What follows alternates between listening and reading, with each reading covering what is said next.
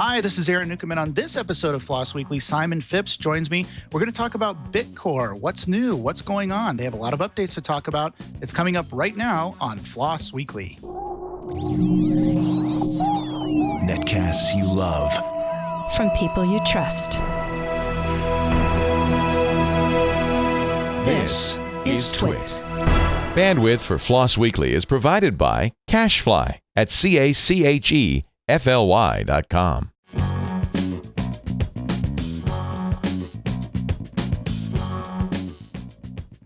This is Floss Weekly with Aaron Newcomb and Simon Phipps, episode 369, recorded on January 5th, 2016, Bitcore 2.0. This episode of Floss Weekly is brought to you by Braintree. Even the best mobile app won't work right without the right payments API. That's where the Braintree V.0 SDK comes in. One amazingly simple integration gives you every way to pay. Try out the sandbox and see for yourself at braintreepayments.com/floss. And by DigitalOcean. Simple and fast cloud hosting built for developers. Deploy an SSD cloud server in 55 seconds. Try it today for free. Visit DigitalOcean.com, and once you sign up, be sure to enter the promo code FLOSS in the billing section for a $10 credit. Welcome to Floss Weekly. I'm Aaron Newcomb, and this is a show where we talk about free Libre open source software. That's right. Randall is away this week, so I'm filling in for him as always. Not as always, as sometimes, I guess, as I do on many occasions, fill in for him while he's out on a cruise or visiting relatives and all those various things. So we hope that he and his family are doing okay up in Portland. But I also am not by myself, which is wonderful because it would be a very boring show if I was. But I'm joined by my co-host, Simon Phipps. Simon, how are you doing? Hello. I'm doing pretty well, actually. Thank you. So, yeah, Randall tells me that he should be sitting in Half Moon Cay drinking a rum and diet at the moment. So that sounds pretty good to me. I'm here in the UK where it is very dark. It's been raining quite a lot. And I'm sitting in my office waiting for the excitement of hearing about Bitcore again. Yes, excellent, excellent. It's been so long since I've talked to you. I mean, we've talked on email, but I don't think I've actually seen your face, talked to you. I'm trying to look more like you. I don't know how it's coming. I'm trying to grow this out, look a little bit more like you do. I've got the glass. Let's see if I can do the glasses for you. Oh, that'd be great. There we go. Oh, yeah. See that? Is that we better? could be brothers. Yeah, I can't actually see you anymore, but... Uh-oh. I just need to grow my hair out just a little bit more. I'll work on that for next time. But we actually used to work together at Sun Microsystems. So yeah, do you remember Sun Microsystems? That seems like decades ago. I know. I call it the good old times now, even though it was really only about 5 years ago. But it seems like forever. Change the name so that it isn't associated with the evil they're doing against Google. That's right. That's right. Absolutely. All right. Well, this show isn't about us. It's about our topic, our guests, and bringing cool and interesting projects, hopefully, to folks that either haven't heard of them or want to learn more about them. And this show is no exception.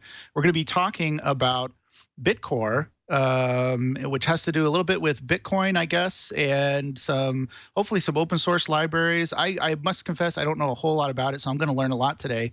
Simon, what do you know about Bitcore? Anything? Well, they've been on the show before, and I was one of the co-hosts when they were on the show before. So I've heard the story already, and I am desperately keen to find out what's new and what's worth having them back on the show for again. And I do quite a lot with thinking about Bitcoin. I could bore you with it sometime, but I won't. But I do have a few Bitcoins of currency lying around waiting for the price to go back up to $1,000 again. And I also happen to think that the most important thing about Bitcoin is actually the blockchain and not the Bitcoins themselves. So anyway, we'll see how that goes in the show.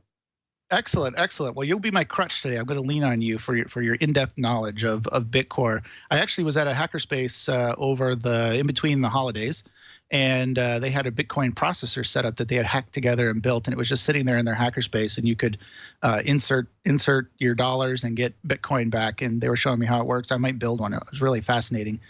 So we're going to learn a lot about Bitcore today. It's going to be great, but before we get to that, we need to thank our sponsors. These are the people that make this show possible, so we definitely want to do that. And first up is Braintree. That's right, Braintree. Developers around the world have embraced Braintree v.0 SDK as the easiest way to add secure mobile payments to their apps and websites. No matter what the payment type, and this is interesting for today's show, Braintree accepts it. They accept Apple Pay, Android Pay, PayPal, Venmo, credit cards, even Bitcoin. And if something new pops up, Braintree will support that too. It's the same payment solution used by Uber, Airbnb, GitHub, so you know that it scales well and runs great. It includes simple, secure payments, so code you can integrate into your particular app in minutes. The developers, don't worry, they've got you covered. They're taking days to integrate your payments. With Braintree, it's done in minutes. If you don't have time, you can give them a call, and they can even handle the integration for you and walk you through it. The Braintree code supports Android, iOS, JavaScript clients, SDKs in 7 languages, .NET, Node.js, Java, Perl, PHP, Python, Ruby. So whatever you want to program in, they've got you covered. It's elegant code, clear documentation, 10 lines of in-app code to make this thing work. Now, Braintree's giving you an easy way to accept multiple payment types with one integration. Integrating it into your app is as easy as inserting a few lines of code. They want you to try it today. You can try it, try out their sandbox and see for yourself at braintreepayments.com/floss. That's braintreepayments.com/floss, and we thank them for their support of Floss Weekly. All right, now we can bring on our guests. So let's bring them on right now. We have Chris Kleschult, right, and Braden Fuller. I almost messed it up. Braden Fuller, and they both work at BitPay, but they're here to talk about Bitcore. Let's start with Chris. Chris, where are you speaking to us from? I'm speaking to you from a cold and sunny Atlanta. Cold and sunny. I don't know. It might be that sounds pretty good to me right now. It's raining here in Northern California as well. And Braden, where are you speaking to us from today? I'm also in Atlanta. Excellent. So you guys like right next door or something? You knocking on the walls or like? Pretty much. We're in the same office here. So that's awesome. Before we get started, I am curious because I know right now at our hackerspace, we actually have a few people that want to pay for their membership with Bitcoin. And so we're setting up a payment service. And so one of the companies I was looking to set that up was BitPay. And you guys both work at BitPay. So I'm curious right off the bat what the relationship is between BitPay and Bitcore. We probably talked about that on the last show, but let's just get it out again for people that may have missed it. Yeah, sure. So, or Chris, go ahead.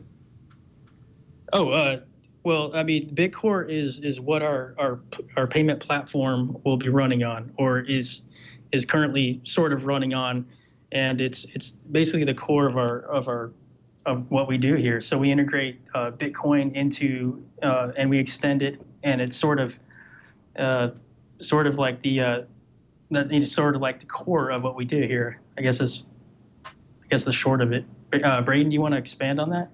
Yeah, sure. So Copay, which I think there's a previous Floss Weekly episode on, is built using the Bitcore library. And then on the server side, it uses the inside API to query everything about the blockchain. And that's also using Bitcore to do all the synchronization. So it's basically pulling all of the so for a wallet you need to know the balance of addresses. And so what Insight does and what Bitcore does is create an index for all those Bitcoin addresses, so you can easily query the balance.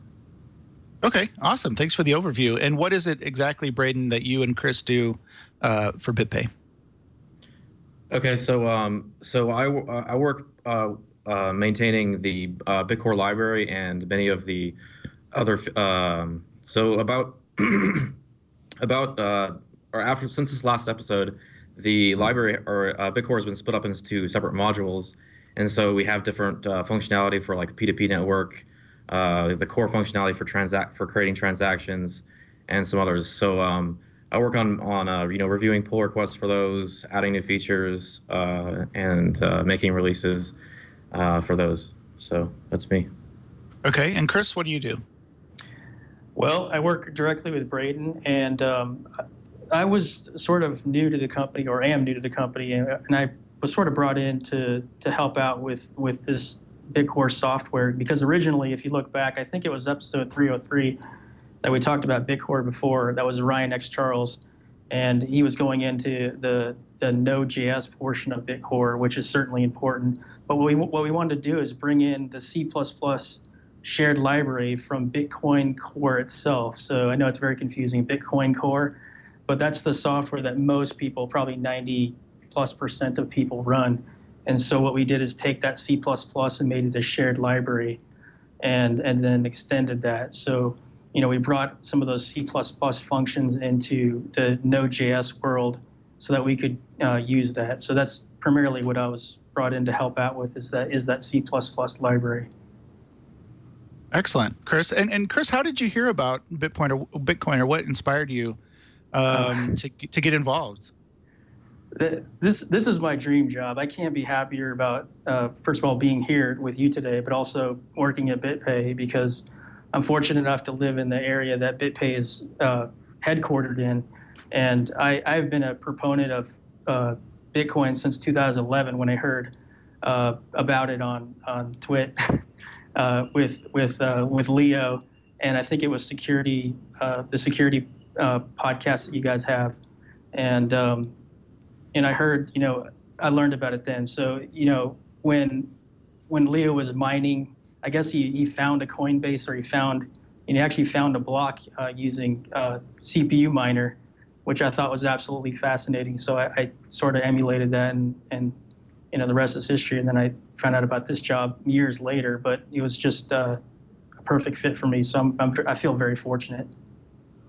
Yeah, that's awesome. I think it's really cool that you actually, heard about it or started getting interested in it because of, Steve Gibson and Security Now, and hearing about, this little thing, Bitcoin, and how interesting the Bitminer process was and all that. And you got involved, and now you're actually working for a company that does this as its, its primary business. So I think that's really, really cool. Braden, real quick, how about you too? I mean, is this just another programmer job for you, or what got you interested in working for BitPay? So about 2 years ago, I did a search, because I knew I wanted to work in Bitcoin. So I did a search and ended up finding BitPay, and was very excited to join the team. So it was definitely very intentional. Yeah, awesome. Braden, you mentioned some of the new functionality and features. So why don't we go into that now? Because folks can go back and listen to that episode where we talked about this before. But what's new right now with Bitcore? Okay, yeah. So about a year ago, in December 2014, I think, we Manuel and a few others of us went through and redesigned the library's API to be a little bit more user intuitive, so that things like a public key and a private key, and transactions and scripts and stuff like that, all of the core primitives of Bitcoin were we came at it from the point of view, okay, well, if we were going to look at this with we could basically change any API that we wanted to, what would we do? And so we reorganized the API to be the most intuitive as we thought possible. And a major part of that was, separating the public key and a private key, so that, there are use cases in which a public key is only available, which is also a very good security enhancement, because you don't have to share your private key. And then address validation and stuff like that, the address class was created. And one of the cool things about when we did organize this is that JavaScript isn't necessarily a typed language. However, there are a lot of advantages to having a typed language. So we tried to add to have these core classes be like a public key is when you construct a public key, it's actually validating that it is in fact it does fit on the elliptic curve, and so that there has a lot of it. It basically helps narrow bugs, or reduce the number of bugs that might be hard to track down later.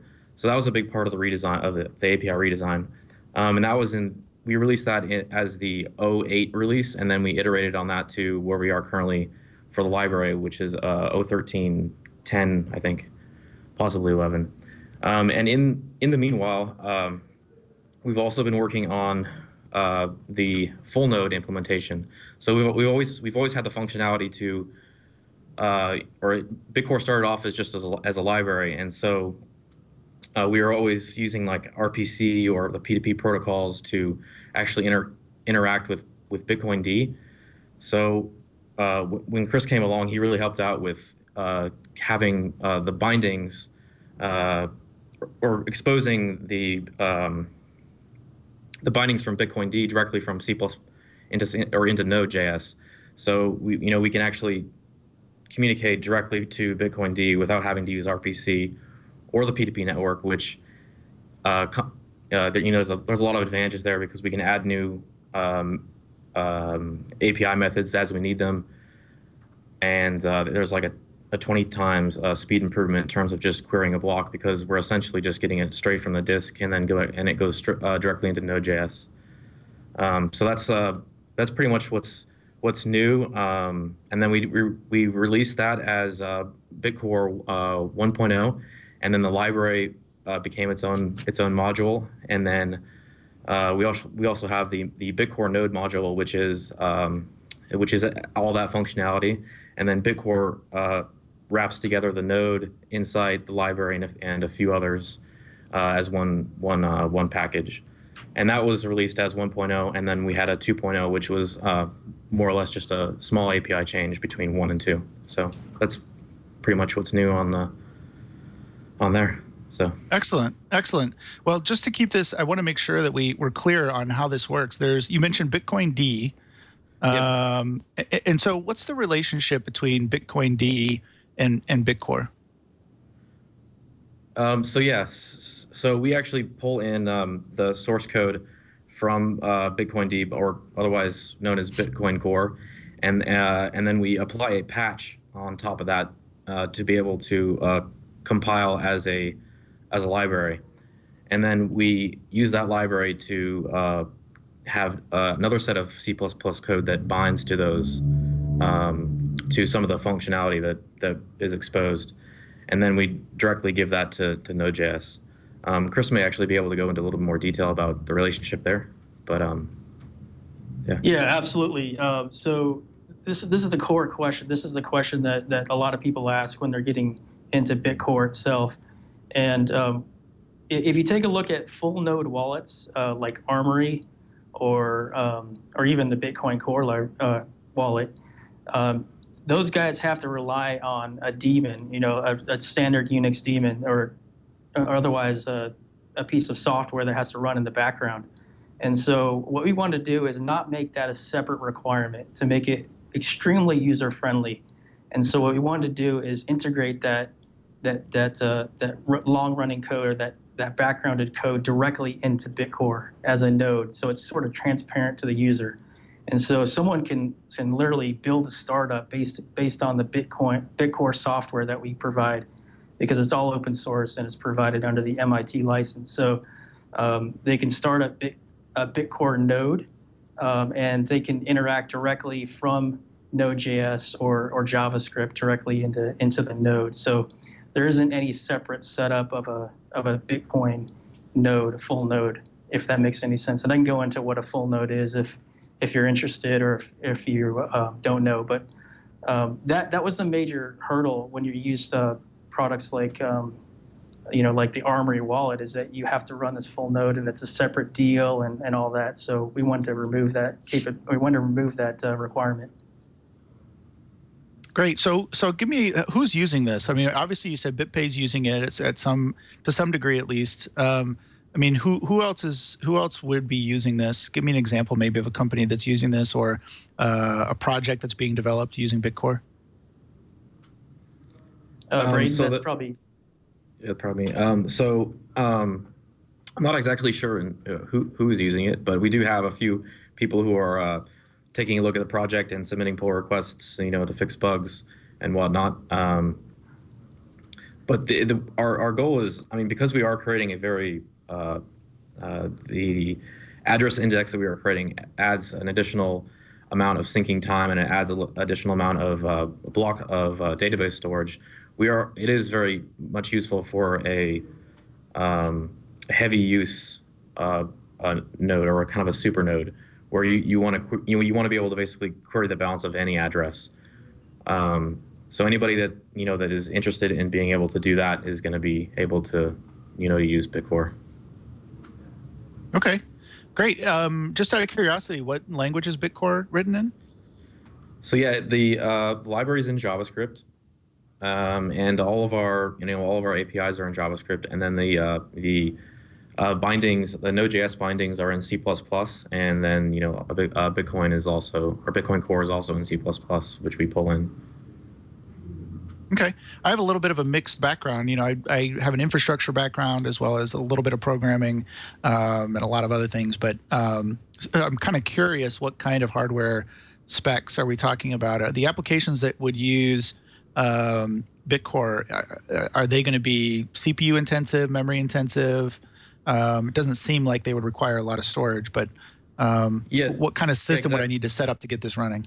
Right. Yeah. So initially, it's CPU intensive, and it's mostly CPU intensive initially, because when you first download, you have to sync up with the rest of the network, and then once you're synced up, it actually is fairly CPU unintensive, as well as working on it's somewhat memory intensive as well, depending on the query, but we're actually working on improving that so that it's not doesn't require so much memory.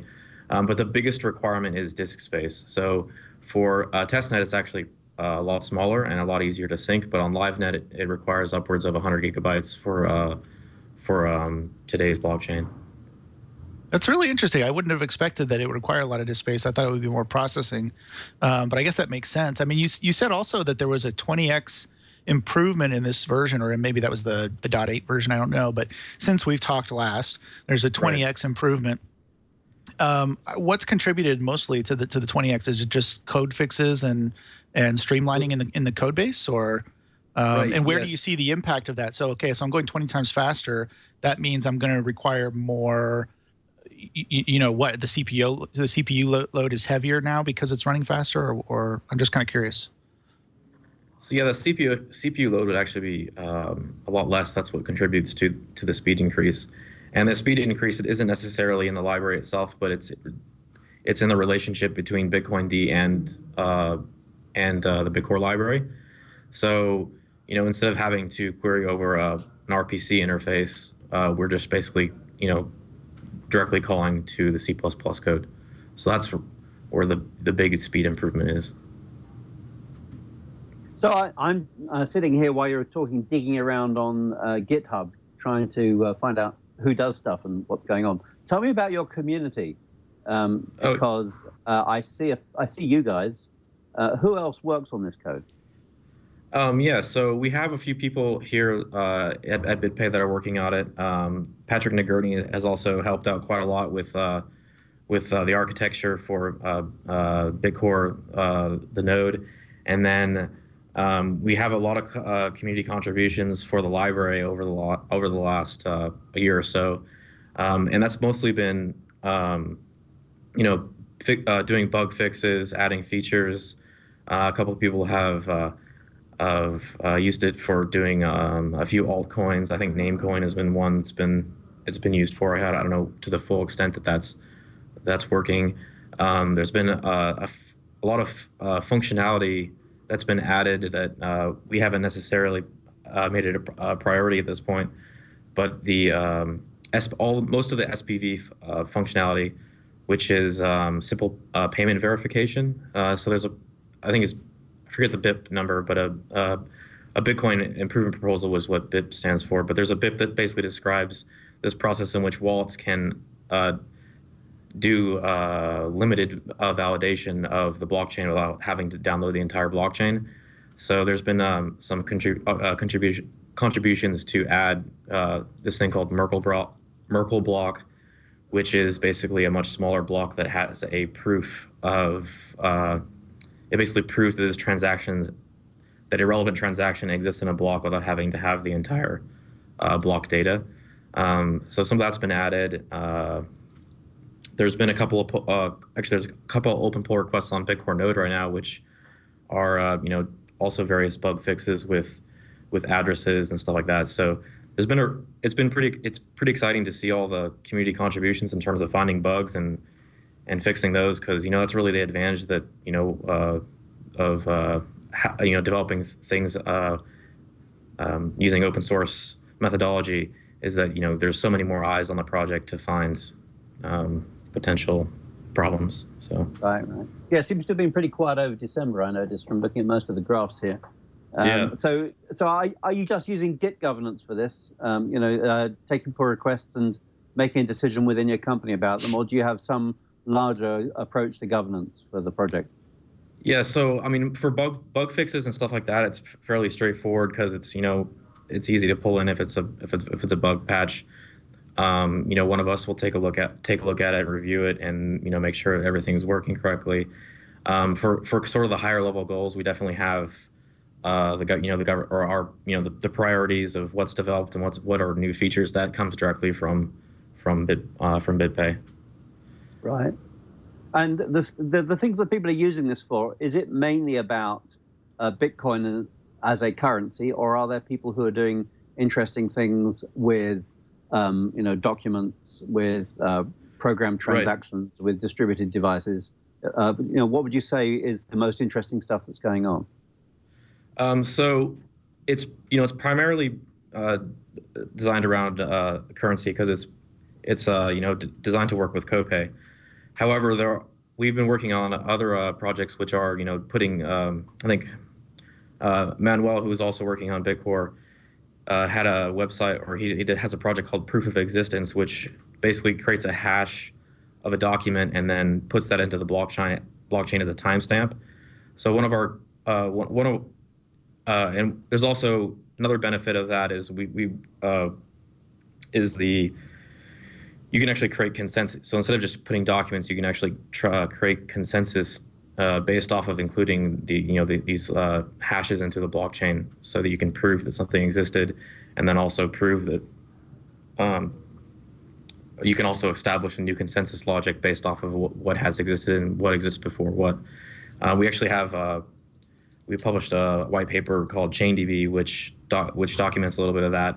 And one of our goals with Bitcore Node was to architect it in such a way that doing that adding plugins to do things like this it's one of the primary use cases of Bitcore Node, and being able to have such close relationship with the Bitcoin core code itself, is that if we need to create new indexes for say hashes that exist in the blockchain, we can definitely do that, and there's no performance. We can do it very quickly. So that's kind of one of the motivating factors of Bitcore is to build applications on top of the blockchain, and then be able to, anything that's going to be CPU intensive or needs to access a lot of data, we can put that as close to the blockchain as possible, so that we can expose it to the apps that need it. So can I ask a follow-up question to that? Because I know I'm a little bit of probably a noob when it comes to this. As I mentioned, I'm a hobbyist programmer, but you mentioned blockchain. Yep. And this may have been covered before, I don't know, but just for my own benefit, can you explain what blockchain is and why that's important? Yeah, so a blockchain is basically a set of transactions, and those basically gives a sequential order to those transactions in a way that can be handled across many distributed nodes. So one of the things with a distributed system is that you have the problem of double spending. And so what a blockchain does is it gives you basically a single sequence, so that once something has happened, it has happened and it can't happen again. And the way that does is basically every block references the previous block, and then there's proof of work that is required for that block to become valid. So if someone wants to rewrite history, they'd have to redo basically a year's worth of work, or several weeks worth of work. Interesting. There's a couple of questions from the chat room I want to get to before we lose them or run out of time. Esol had a couple of questions. The first one is, would I want to use Bitcore to implement my personal wallet, or would something more like a Bitcoin transaction system, like a Bitcoin bank, use this? That's a great question. And this is one of the things I wanted to mention about who could use Bitcore, because this is a perfect application for somebody that wants to use it for their own personal wallet versus having to rely on something like SPV, which Braden mentioned was simple payment verification. So you could actually take Bitcore, run a Bitcore node with the Bitcore wallet service. It's included within Bitcore, and you could actually host all of your Copay wallets behind that. It's personal. It's you're running it yourself. You're not relying on any third party whatsoever. And that is one of the main things that we wanted to point out from the last Copay talk that Stephen Pear and Matthias did, is that Copay is a perfect match for Bitcore and Bitcore Wallet Service, which is, like I said, inside Bitcore.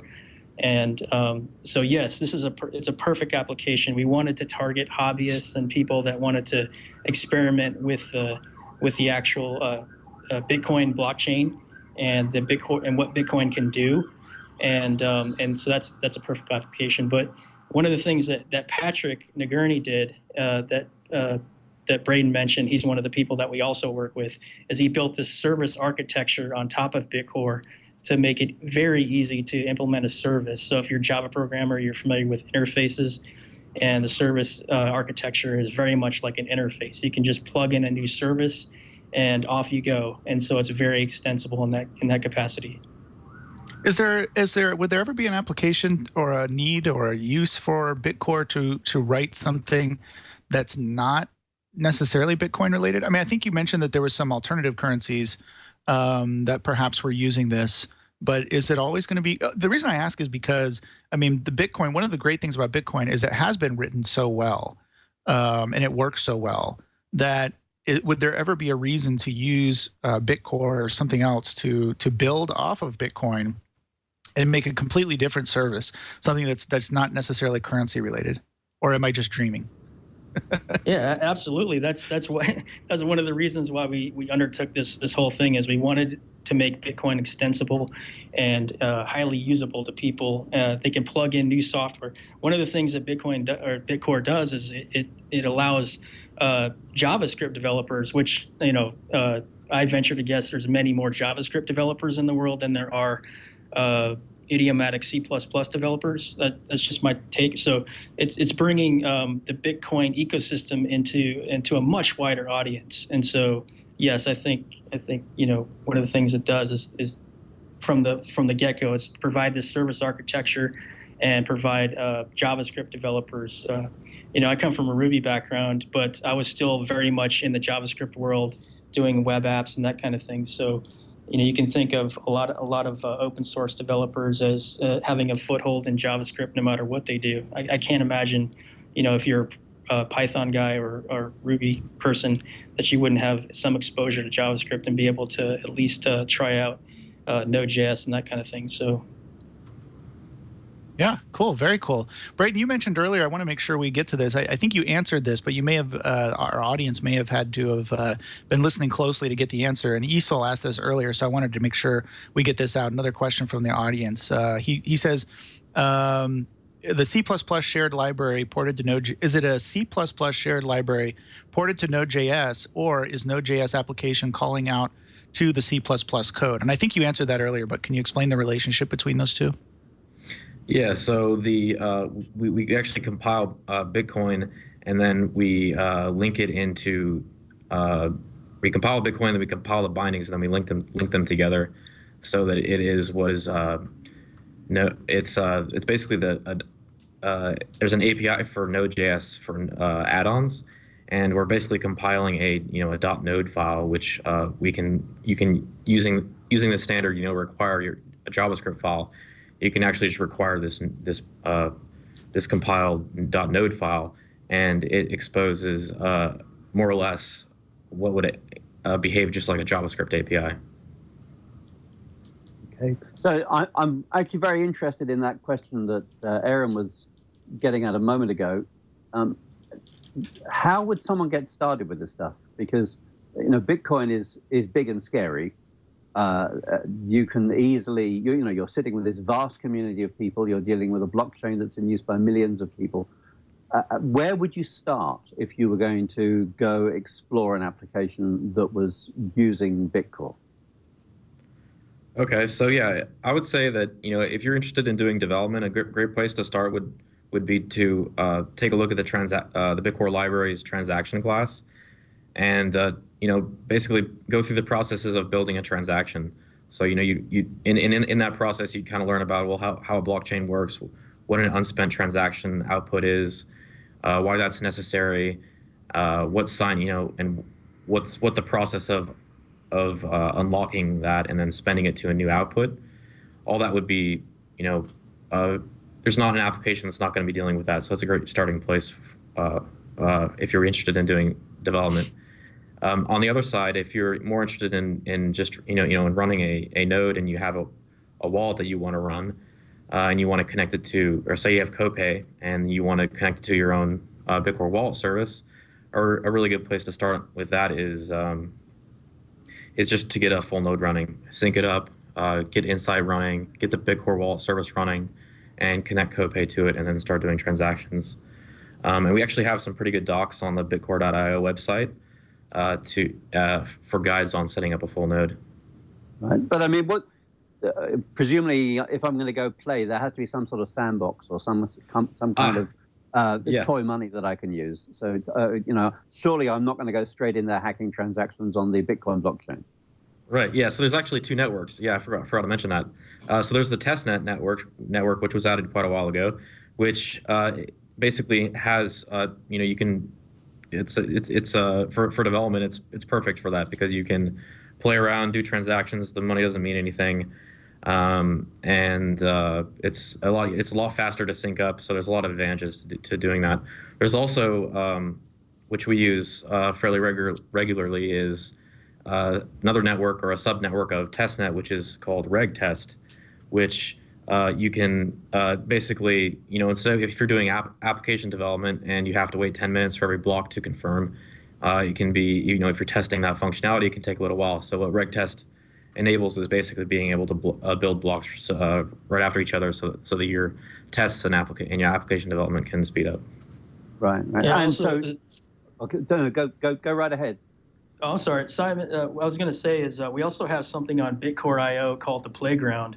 And Bitcore is a JavaScript library, and it runs inside the browser. So you could actually go to this playground that we have inside Bitcore.io, and you can actually build those transactions and use the transaction class, just like what Braden was saying, and interact with the testnet directly without downloading anything. And to get testnet coins, there's things called testnet faucet, which people will mine coins for you, and they'll provide you coins for free. And they just ask that you return them if you're not using them anymore, and it's pretty nifty. So you don't have to download anything. Right. Is there any mining at all in this software, or is mining completely out of scope for the activity? Yeah. So I mean, we're running Bitcoin Core, which does have the mining functionality. It's not necessarily a use case that we're primarily looking at wallets, but you can definitely use this for mining, because I mean, it's constructing a mempool, and you can get a block from it to start mining on.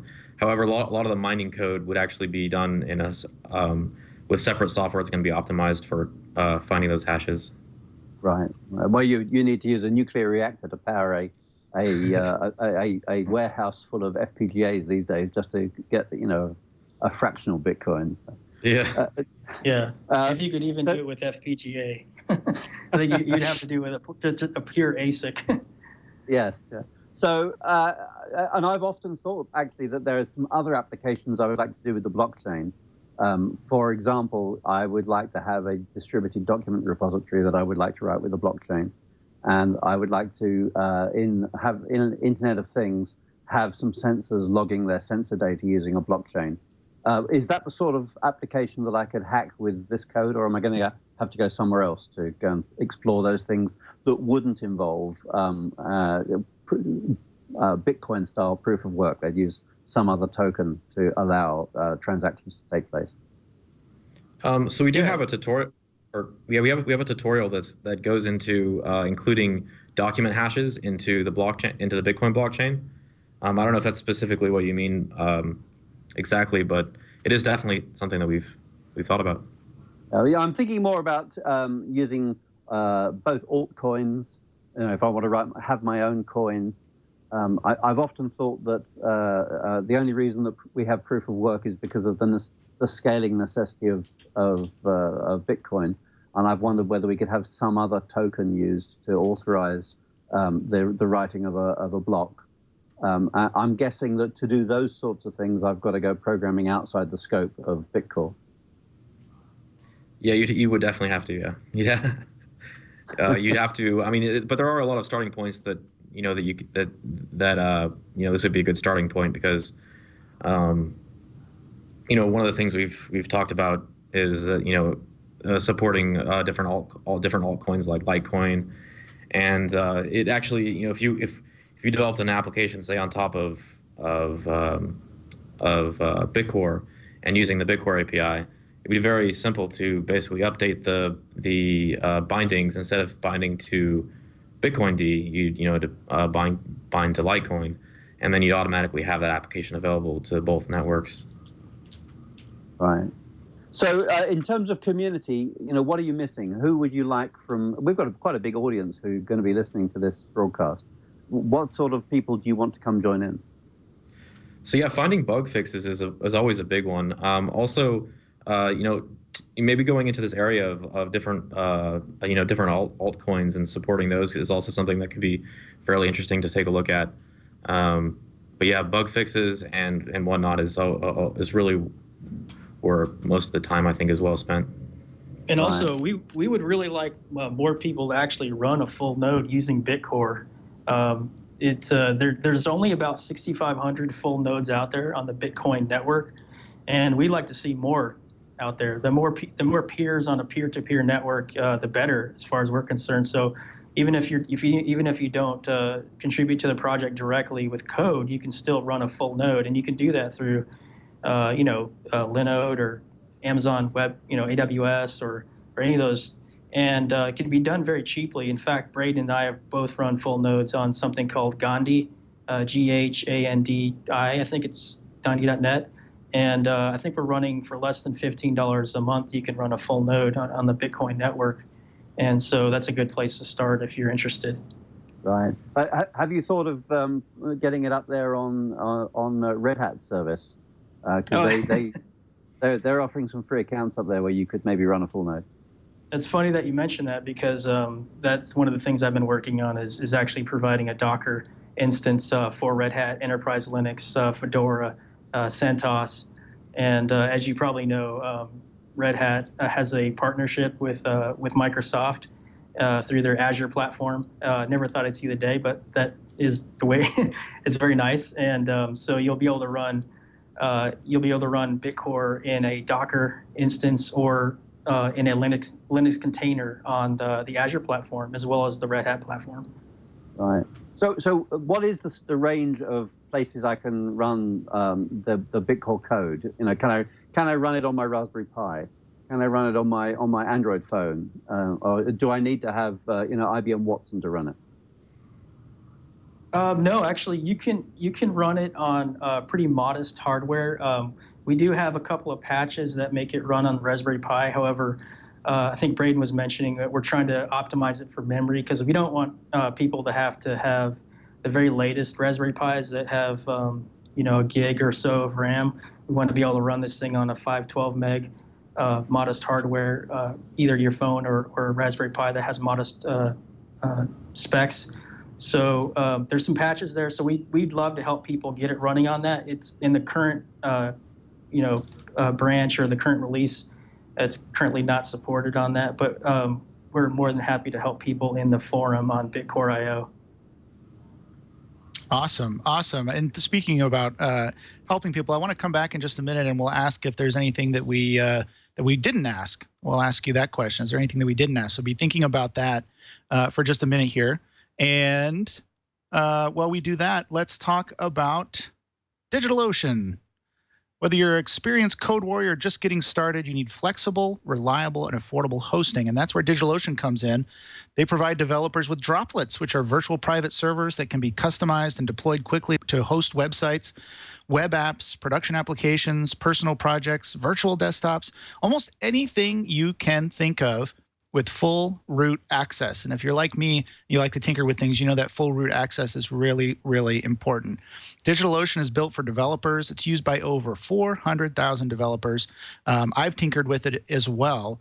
And you can deploy and configure your droplets via a control panel or a simple API. You can choose your OS. So you can choose Ubuntu if you're an Ubuntu fan, CentOS if you're a Red Hat fan, Debian, Fedora, again, for Red Hat, CoreOS, FreeBSD. I really like that they support all of these different OS choices, which are great. And if you're a developer, you want to deploy apps like Django, Docker, Drupal, LAMP, all of these tools and utilities they have available with DigitalOcean. Servers can have up to 20 CPUs, 64 gigabytes, holy moly, of RAM, and 640 gigabytes of SSD hard drive space, so you know that your applications are going to run fast. You can also deploy servers in regions all over the world with gigabit speeds, and they offer 99.99% uptime, which is fantastic when you consider the amount of extra maintenance that they have to do to keep you up and running. That's great. Web console access with HTML5. They offer SSH, SFTP, KVM, and VNC for virtual desktops, so you can access your applications running anytime you want from anywhere. They have an extremely active community, which we love here on Floss Weekly, a large and detailed set of tutorials on all the ways you can use your droplets. You want to deploy Docker, set up a mail server, they've got you covered. It's quick and easy.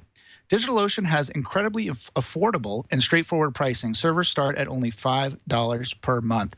There's also hourly pricing available starting at less than a penny per hour, but we're going to make it so you can get started today and deploy an SSD cloud server for free. That's right, for free. Visit DigitalOcean.com and create an account. Once you confirm your email and account information, go to the billing section and enter the promo code FLOSS for a free $10 credit. That's plenty to get started, and you can explore what DigitalOcean can do for you. That's DigitalOcean.com, and once you sign up, enter the code FLOSS. That's FLOSS. I need to make sure I spell that right. In the billing section for a $10 credit, and we thank them for their support of Floss Weekly. All right, so we are back and with our guests, and we want to ask them the question I mentioned before. Hopefully they've been putting their thinking caps on. Are there any questions that we have not asked that you really want people to know about? Maybe we'll start with Braden. Actually, I think we've covered everything. That's good. If there's nothing left, man, we've done a great job. Simon and I are professionals, man. We know our stuff. Chris, how about you? Is there anything that we haven't mentioned? What about ways for people to get involved? What's the easiest way for someone that wants to contribute and get involved with the project? How can they do that? Well, the best way would be to go to bitcore.io, and they can see the forum, and they can see what people are asking, and get to know and use some of the examples. We have both examples, and we have sample code that you can see, and it's very well laid out. We've tested this code with other people and asked them to follow these directions and give us their feedback. And so it's worked really hard on that site to make sure it's very user-friendly and inclusive to all different types of developers and people that might want to use this. And then the playground, I was really impressed when I first saw the playground. I didn't really have anything to do with it before I joined, and I was really impressed with that. So if you want to kick the tires of Bitcore without committing yourself to downloading the bits onto your hard drive, then you can always go there and just play around. And I think once people start to use that playground and start to use the forum and start to look at the examples, they'll be hooked. It's much easier to bootstrap yourself into the world of cryptocurrencies in general if you look there, because it's just a great thing. Okay. Now, Chris, I see that you've been to the Scale conference in LA. Are any of you people going to be at Scale on January 21st to 24th this year? I haven't been. I think it was Braden. Yeah, that was me, actually. Oh, sorry, Braden. That's Braden, not Chris. There we are. Yeah. I can't even read my own briefing notes. So tell me, Braden, are you going to Scale? No, and I'll probably unfortunately not come up because I'm over in Atlanta now. But I went to scale several times while I was in Los Angeles, and it's actually how I learned a lot about picking up Ubuntu and Debian and stuff like that. So Same, because I reckon there'd be a lot of people who are watching and listening who will be showing up at scale and would probably have had questions to ask if you had been over there. Because there's nothing yeah, like that over the Atlanta area, as far as I know. yeah, that's not. I There, don't know of anything. Yeah, or yeah, maybe there's Chris knows something of it. called there's something called Dev Nexus that we have every year in Atlanta. It's a really good conference. I've been to that a couple times. So Dev Nexus if you're in the area. Great. Yeah, nice. So, Braden, one more question I had was, we talked this whole show basically has been about what's new with Bitcore, but what's next for Bitcore? Where are you guys headed? What are you looking to develop and change in the future? So yeah, right now we're working on some memory optimizations for very large queries, and then we're also working, as Chris mentioned, on expanding it to different platforms, FreeBSD and whatnot. So that's pretty much I think what we have planned currently is optimizations there. Excellent. Excellent. Well, we've come to the end of the show. We've got to wrap up. And to do that, we always have a couple of questions that we have to ask so we don't get in trouble. People like to know these things. They're very important questions. So we'll start with Chris. Chris, what is your favorite text editor? Oh, I'm definitely a VI person. So VI, nice. Nice. I like it. Braden, how about you? Yeah, I use Emacs. Oh, man. Okay, well, I guess if Randall were here, he'd be happy and I'd be happy. They're in the same company, and yet there's like dogs and cats programming together. Well, that's the great thing about open source, right? I mean, you can pick and choose what you want to use. You're not forced to use one or the other. Yeah. Great. So let's go back to Chris and talk about your favorite scripting language. I think I'm a JavaScript guy. I've been converted. I did Ruby for many years, and then once I joined this company and saw what the power of JavaScript could do, I'm a JavaScript person now. Yeah, I had a feeling you were going to say that. And Braden, how about you? Yeah, JavaScript as well. Yeah. I figured, or else you might, have chosen a different project to work on. It sounds like the JavaScript skills are necessary for what you guys are doing. Excellent. Yeah. Well, thank you guys for being here today. We really appreciate it. And I know I've learned a lot. So thank you for coming on and giving us an update on Bitcore. Thank you. Great. Thank you. All right. Yeah, thanks for having us. You bet. You bet. Bitcore, wow. This has been a good show for me because, like I said, I didn't know much about it before, and now I have a much better understanding. Hopefully our audience does as well. Simon, what do you think about the updates in Bitcore? Well, it also actually sounds a good deal easier to use than the last time we talked about it. I've just bought myself a really cheap PC to use as a local cloud server here on my office network. And I think I'm going to try spinning up a container with this inside and have a play with it, see how I get on with it. It sounds quite promising. I'll be interested to see just which directions people take it in the community, because it's all very much associated with their multi-tenant Bitcoin wallet technology at the moment that their company has. But it all looks pretty promising to me, and I do want to have a play with it. Yeah, definitely. I'm sure you guys talked about this on the last episode, but it was interesting to me when they said they were using the MIT license. That kind of surprised me a little bit, but I'm sure you guys covered that probably on the last time you talked to them. So we'll have to go back and take a look at that. Any thoughts on MIT license these days? How are you? You're always the expert that I go to with any open source license questions. Well, I'd say that the MIT license is makes me suspicious when I see it on new projects. Generally speaking, people who want to use a minimal license, I would expect to be using the Apache license because MIT and BSD licenses, when used on new projects, tend to be indicative that there might be patent or intellectual property issues that the company would rather weren't scrutinized too closely.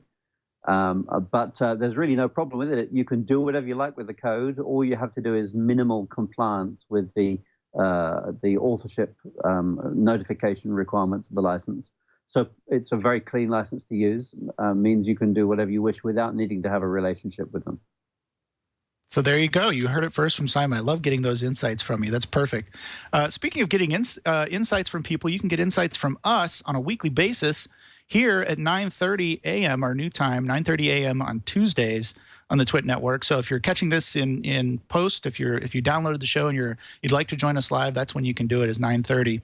And here's a sample of what we'll be talking about in the coming weeks. So let's see. I think next week, January 12th, we have MuseScore. And this is something I'm familiar with a little bit because my son, who's heavily involved in music, actually has used MuseScore to do some, I want to say transcoding. What do they do in music? It's not transcoding. They translate the music from one instrument to the other, whatever that is. Thank you. Transcribe. I'm not a music guy. I don't know. Transcode sounds a lot better to me. But yeah, that's what they do. And he's done that, and he's written some stuff using MuseScore. So I'm going to have to tune in for that one. Going to have him listen to it after the fact. I think you'd be really interested in that. And then coming up on January 19th, we have BookType. BookType allows authors to create beautiful books for print and digital distribution. So publishers can use BookType to manage their entire catalog in one place, providing authors, translators, and proofreaders with all the tools they need to do it. And it's going to be interesting to see how they're using open source to make that particular project possible. And then on January 26th, we have Open Unison. I almost said the wrong word. Open Unison, which is a new approach to identity management. It combines web access management, provisioning services into a single system. So that's going to be interesting as well. That's what's coming up in the next few weeks. Simon, what's coming up for you? Where can people find out more about what you're working on and talking about?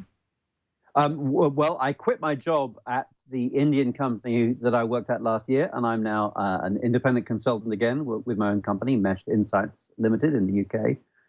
You can find out all about me at my personal website, webamic.com, which is on screen if you're watching the video. I'm going to be at FOSDEM in Brussels, which is the mother and father of all open source and free software conferences. It's happening over the weekend of the 30th and 31st of January this year at the Free University of Brussels. And if you're going, do please send me a message so that I can meet up with you. I tend not to go to the really big beer drinking activities. I tend to frequent the quieter ones, and I also drink a lot of tea and coffee while I'm there. Then after that, I'll be doing a lot of sitting around at home wondering what to do next, all the way through until OSCON, which is happening in May. And so I'll be trying to write articles for InfoWorld. You will hopefully find me showing up in InfoWorld again starting the middle of this month because they're happy to have me back as a writer again. That's about it, really. Leading a very quiet life here in the south of England. What are you up to, Aaron? Well, it doesn't sound quiet to me at all. It sounds like you're pretty busy, and I know I follow you on Google Plus, and kind of watch your blogs, and your website is great. You write great blog posts, really interesting. So people that are interested in what's going on in the world of open source software and otherwise should definitely follow you.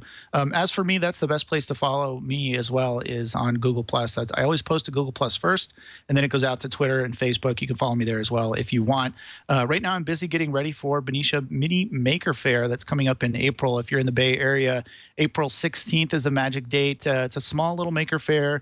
Much smaller than the big one down in San Mateo, but you can see a lot more things and interact with people that are building really cool projects and doing cool work. And so I'd highly recommend checking it out, both as an attendee or also as a maker. We're sending out our call for makers here just in a few weeks. And if you have a project, if you're in the Bay Area, you've got a project you're working on and you'd like to show it off, Benicia Mini Maker Faire is a great place to do that. So I'd highly encourage you to check that out. And yeah, other than that, just working at NetApp, enjoying my work that I do there, and I want to thank them for graciously allowing me the time to come do this podcast and host it for all of you guys. So they're very gracious in that way. You can always tune into what we're talking about here on this show or on any of the shows on the Twit Network, in fact, just by tuning into live.twit.tv. And you can watch the show being streamed live at 9:30 a.m., as I mentioned, on Tuesday or anytime. You can also join us on irc.twit.tv and ask questions. We do like to get in questions from the chat room because that's what makes the show more interesting, actually, I think, is getting your questions, because a lot of times you have better insights than we do, as a matter of fact. So Oh, there goes the dog. Okay, so here's the thing, guys. Today, I took the phone. This show is literally off the hook. If you've ever watched me do the show, you know that this phone always rings whenever I do the show. And so today I took the phone off the hook, especially so we wouldn't be disturbed during the show. And apparently someone's trying to deliver a package and my dog goes nuts. It's the curse of Twit, I say. It's the curse of Twit. But anyway, so that's our show for today. Thanks for tuning in. We'll see you next time on Floss Weekly.